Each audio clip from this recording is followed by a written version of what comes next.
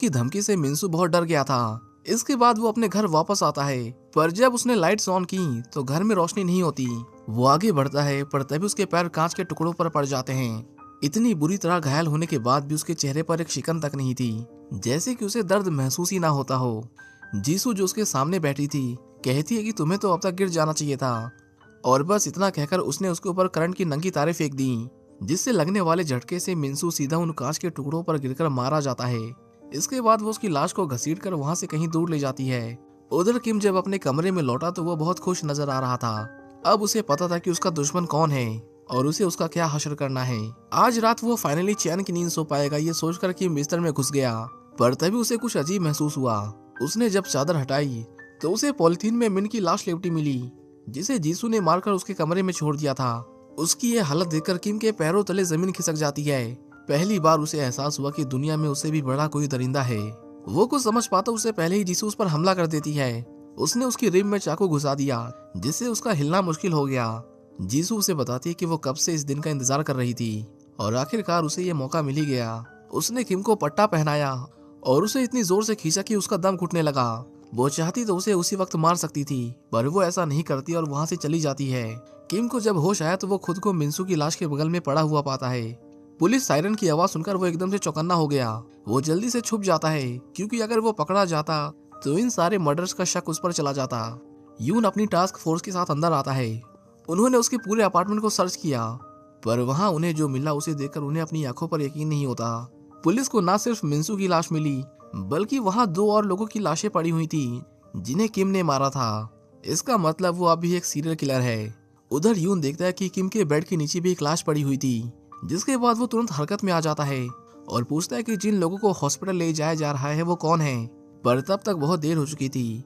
किम घायल होने का नाटक कर वहां से फरार हो चुका था। वो गार्ड को मारकर बेहोश कर देता है और देखता है कि जिस लड़की को कल रात उसने पकड़ा था उसकी सांसें अभी भी चल रही थीं। वो लड़की किम से अपनी जान की भीख मांगती है, पर किम उस पर जरा भी रहम नहीं दिखाता और उसे मार डालता है। जब कमिश्नर को पता चला कि उनके शहर में एक सीरियल किलर खुलेआम घूम रहा है तो वो सारे पुलिस वालों को बहुत डांटता है। उन्होंने उसके सर पर एक बड़ा इनाम रखा और उसके पोस्टर शहर भर में लगवा दिए। इसी बीच हम जीसू को देखते हैं, जो इस बात से बहुत खुश थी कि वो जल्द ही पकड़ा जाएगा, पर उसे अंदाजा भी नहीं था कि उसके सर पर कितना बड़ा खतरा मंडरा रहा है। उधर किम जो पुलिस से मारा मारा फिर रहा था, मिन के घर में आकर छुप जाता है। उसे अब तक समझ नहीं आता कि ये कौन कर रहा है। धीरे धीरे उसका छुपना मुश्किल होता जा रहा था, क्योंकि पुलिस ने उसके पोस्टर पूरे शहर में लगवा दिए थे। कुछ भी करके वो खुद को बेगुनाह साबित करना चाहता था। मदद का कोई और रास्ता न पाकर आखिर में वो एक न्यूज़पेपर कंपनी को कॉल करता है, क्योंकि अब मीडिया ही उसकी मदद कर सकती थी। अगले दिन जब जीसू अपना ऑडिशन देने जा रही थी, तभी उसकी नजर न्यूज़पेपर में छपे एक आर्टिकल पर पड़ती है, जिसे पढ़कर उसे पता चला कि किम फरार है और वो सबके सामने अपनी बात कहना चाहता है। उसके इस मूव से जीसू के सारे प्लान पर पानी फिर गया था। वो उसे हर हाल में सलाखों के पीछे देखना चाहती थी, जिसके लिए वो किसी भी हद तक जा सकती थी। उधर पुलिस पर भी मीडिया की ओर से दबाव आने लगा। उन्हें डर था कि कहीं पिछली बार की तरह इस बार भी वो खुद को बेगुनाह साबित करने में कामयाब ना हो जाए, क्योंकि अभी उनके पास उसके खिलाफ कोई ठोस सबूत नहीं थे, सिवाय इसके कि वो क्राइम साइट से भाग गया था। यून को इतना परेशान देख जीसू उनके पास आती है। यून को बिल्कुल भी अंदाजा नहीं था कि उसकी बेटी ही ये सब कर रही है। जीसू कहती है कि क्या आप जानते हैं कि बुराई कब जीत जाती है? वो तब जीती है जब अच्छे लोग कुछ नहीं करते। वो कहती है कि वो जो करने वाली है उसके लिए उसे हिम्मत चाहिए, और वो चाहती थी कि उसके जाने के बाद वो भी उतनी ही हिम्मत दिखाएं। यून को लगा कि वो अपने कल होने वाले ऑडिशन के बारे में बात कर रही है, पर उसे जरा भी अंदाजा नहीं था कि वो क्या करने वाली है। उधर किम आराम से बैठकर सोचने लगता है कि इन सब के पीछे कौन हो सकता है। उसने अपने पार्टनर के साथ मिलकर 15 साल पहले 12 खून किए थे, और उसके जेल से छूटने के बाद 6 लोग और मर चुके हैं। उसे याद आया कि उस दिन मॉर्निंग वॉक के वक्त उसे सड़क पर एक लाश मिली थी। वो अपने पार्टनर के खून करने के तरीकों को अच्छे से पहचानता था, और उस लाश का किलिंग पैटर्न उन दोनों में से किसी से मेल नहीं खाता था। वो समझ गया कि जिसने उसे मारा है वही असली किलर है। वो जो कोई भी है उसे अच्छे से जानती है, और सबसे इम्पोर्टेंट, वो इन सारे मर्डर्स के लिए उसे फंसाना चाहती है। इसलिए उस रात उसने उसे नहीं मारा, क्योंकि अगर वो उसे मार देती तो पुलिस का शक उस पर चला जाता। इतना तो वो जानता था कि उस लड़की की उम्र 20 साल के आसपास है, पर उसके बारे में और पता करने के लिए वो साइबर कैफे में जाता है। एक आदमी देखता है कि वो स्टूडेंट्स के बीच में बैठकर सिगरेट पी रहा था। उसने उसे ऐसा करने से मना किया, पर किम उसकी बात मानने के बजाय उल्टा उसे धमकाता है, जिसके बाद वो आदमी चुपचाप वहां से चला गया। किम एक न्यूज़पेपर आर्टिकल पढ़ता है जिससे उसे पता चलता है कि उस दिन जो आदमी मरा उसकी पत्नी की ये दूसरी शादी थी और उसका पहला पति कोई और नहीं बल्कि ऑफिसर यूहान था, जिसे उसने 15 साल पहले मारा था। इसके बाद उसने पुराने न्यूज आर्टिकल्स निकाले और उसे पता चला कि उसकी एक बेटी भी थी। न्यूज में उसकी सारी डिटेल्स मेंशन थी कि कैसे उसकी बेटी अपने पापा की लाश के साथ पूरी रात वहीं रही। किम समझ जाता है कि ये वही लड़की है, उसी ने उस रात उस पर हमला किया था। उसे यकीन ही नहीं होता कि बदले के लिए कोई इस हद तक जा सकता है। उधर वो आदमी जिसे किम ने धमका कर भगा दिया था नोटिस करता है कि उसे उसने कहीं तो देखा है। वो बिना देर किए ऑफिसर यून को फोन लगाता है और बताता है कि जिसे वो ढूंढ रहे हैं वो उनकी शॉप में ही बैठा है।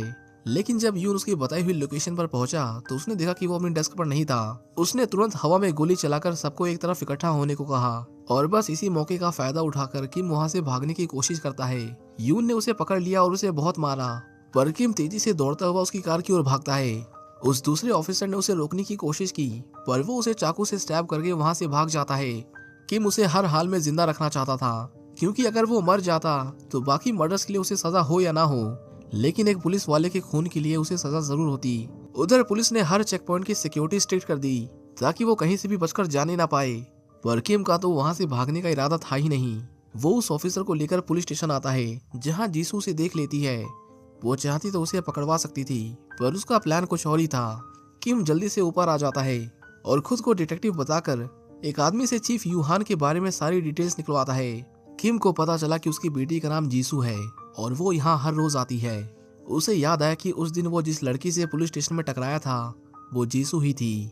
किम उससे उसका एड्रेस पूछता है और एड्रेस पता चलने के बाद उसने एम्बुलेंस को फोन कर दिया जिससे उस ऑफिसर की जान बच जाती है। इसके बाद वो सीधा जीसू के घर जाता है ताकि उसे पकड़कर अपनी बेगुनाही साबित कर सके। वहीं दूसरी ओर जीसू उस पेट शॉप पर दोबारा जाती है और उनसे एक और कुत्ते का पट्टा मांगती है। किम बड़ी सावधानी से बेसमेंट में जाता है और डोरबेल रिंग करता है, पर तभी वहां अचानक लाइट चली गई और जैसे ही लाइट आई जीसू ने उस पर हमला कर दिया। वो उससे दूर भागने की कोशिश करती है पर किम ने उसका पीछा किया और उसे धर दबोचा। इस बार जीसू उसके पैरों पर वार करती है जिससे उसकी रफ्तार धीमी हो गई, पर इसके बावजूद किम उसका पीछा करता है और उसे पकड़कर पानी में डुबोने लगता है। वो कहता है इसे मुश्किल मत बनाओ वरना तुम्हारे लिए ठीक नहीं होगा, पर जीसू एक पत्थर से उसका सर फोड़कर एक बार फिर उसके चंगुल से बच निकलती है। उधर जब पुलिस को पता चला कि किम जीसू के एड्रेस पर गया है तो वो सब उसके पास जाने लगते हैं और इसी बीच जीसू ने भी अपने अंकल के पास मदद के लिए फोन मिला दिया जिससे वो समझ जाते हैं कि उसकी जान खतरे में है। जीसू किम से बचते हुए एक छोटे से पार्क में आती है पर अब वो नहीं भाग रही थी, उल्टा वो तो आराम से झूला झूलने लगती है, जो देख किम हैरान रह जाता है। वो सोच में पड़ जाता है कि अगर उसे यही करना था तो वो भागी क्यों। वो बोला ये तुम क्या कर रही हो, जल्दी से नीचे आओ, पर जीसू उसे अपना स्कार्फ देते हुए कहती है कि इसे मेरे अंकल को दे देना, पर किम उसे अपने पैरों तले कुचल देता है। वो बोले कि हम दोनों ने ही बुरे काम किए हैं, अब समय आ चुका है कि हमें हमारे किए की सजा मिले। देखो तुम्हारी वजह से मैं क्या बन गई हूँ, सब तुम्हारी गलती है। उससे बात करते वक्त वो अपने गले में एक चैन फंसा देती है। इसी बीच पुलिस भी उसे ढूंढते हुए वहां पहुंच गई।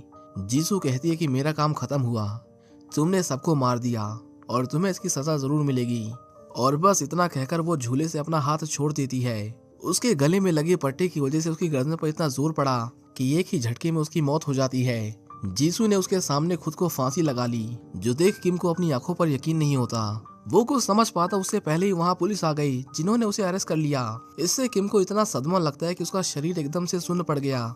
उसे यकीन ही नहीं होता कि कोई बदले के लिए इस हद तक जा सकता है। अब क्योंकि किम को ही क्राइम साइड पर पाया गया था इसलिए उसे ही इन सारे मर्डर्स का प्राइम सस्पेक्ट माना जाता है। अब कोई तरीका नहीं था कि वो अपनी बेगुनाही साबित कर सके। उसे फिर से कोर्ट में पेश किया जाता है, लेकिन इस बार कोर्ट ने उसे मौत की सजा सुनाई। सभी विक्टिम्स के परिवार वालों की आंखों में आंसू थे कि आखिरकार उनके बच्चों को इंसाफ मिल ही गया, पर किम वो अब भी सदमे में था। उधर यून जब जीसू के कमरे में आता है तो वहां पड़ी चीजों को देखकर वो अपने आंसुओं को रोक नहीं पाता। उसे पता चल गया था कि जीसू ने ये सब जानबूझकर किया। उसने खुद अपनी जान ली ताकि वो किम को फंसा सके। किम को आखिरकार उसके किए की सजा मिल चुकी थी, पर इसकी उसे बहुत बड़ी कीमत चुकानी पड़ी। इसी के साथ ये कहानी यहीं खत्म हो जाती है। उम्मीद करता हूँ कि आपको ये मूवी पसंद आई होगी। Thank you for watching, see you in the next one.